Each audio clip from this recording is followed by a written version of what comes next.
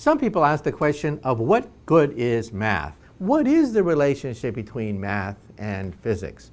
Well, sometimes math leads, sometimes physics leads, sometimes they come together because, of course, there's a use for the mathematics. For example, in the 1600s, Isaac Newton asked a simple question. If an apple falls, then does the moon also fall? That is perhaps one of the greatest questions ever asked by a member of Homo sapiens since the 6 million years since we parted ways with the apes. If an apple falls, does the moon also fall? Isaac Newton said yes. The moon falls because of the inverse square law, so does an apple. He had a unified theory of the heavens, but he didn't have the mathematics to solve the falling moon problem. So what did he do? He invented calculus. So calculus is a direct consequence of solving the falling moon problem. In fact, when you learn calculus for the first time, what is the first thing you do? The first thing you do with calculus is you calculate the motion of falling bodies, which is exactly how Newton calculated the falling moon, which opened up celestial mechanics. So here's a situation where math and physics were almost co-joined like Siamese twins, born together for a very practical question: how do you calculate the motion of celestial bodies? Then here comes Einstein asking a different question, and that is, what is the nature and origin of gravity? Einstein said that gravity is nothing but the byproduct of curved space. So why am I sitting in this chair?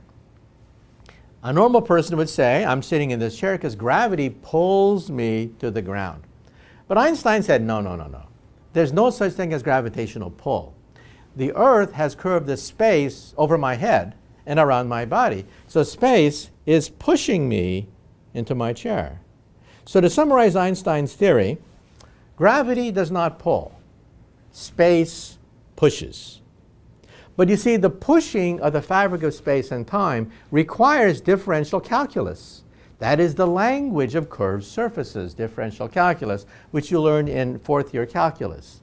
So again, here's a situation where math and physics were very closely combined, but this time math came first. The theory of curved surfaces came first. Einstein took that theory of curved surfaces and then imported it into physics. Now we have string theory. It turns out that 100 years ago, math and physics parted ways. In fact, when Einstein proposed special relativity in 1905, that was also around the time of the birth of topology, the topology of hyperdimensional objects, spheres in 10, 11, 12, 26, whatever dimension you want. So physics and mathematics parted ways. Math went into hyperspace. And mathematicians said to themselves, aha, finally, we have found an area of mathematics that has no physical application whatsoever. Mathematicians pride themselves as being useless. They love being useless. It's a badge of courage, being useless. And they said the most useless thing of all is a theory of differential topology in higher dimensions. Well, physics plodded along for many decades. We worked out atomic bombs, we worked out stars, we worked out laser beams. But recently, we discovered string theory. And string theory exists in 10 and 11-dimensional hyperspace. Not only that, but these dimensions are super. They're supersymmetric. A new kind of numbers that mathematicians never talked about evolved within string theory. That's why we call it superstring theory. Well, the mathematicians were floored. They were shocked.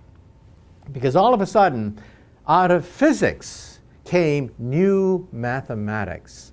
Super numbers, super topology, super differential geometry.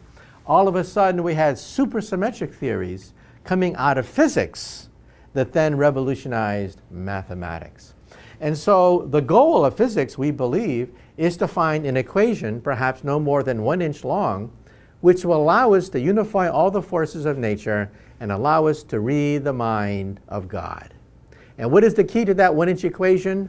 Supersymmetry. A symmetry that comes out of physics, not mathematics, and has shocked the world of mathematics. But you see, all this is pure mathematics. And so the final resolution could be that God is a mathematician.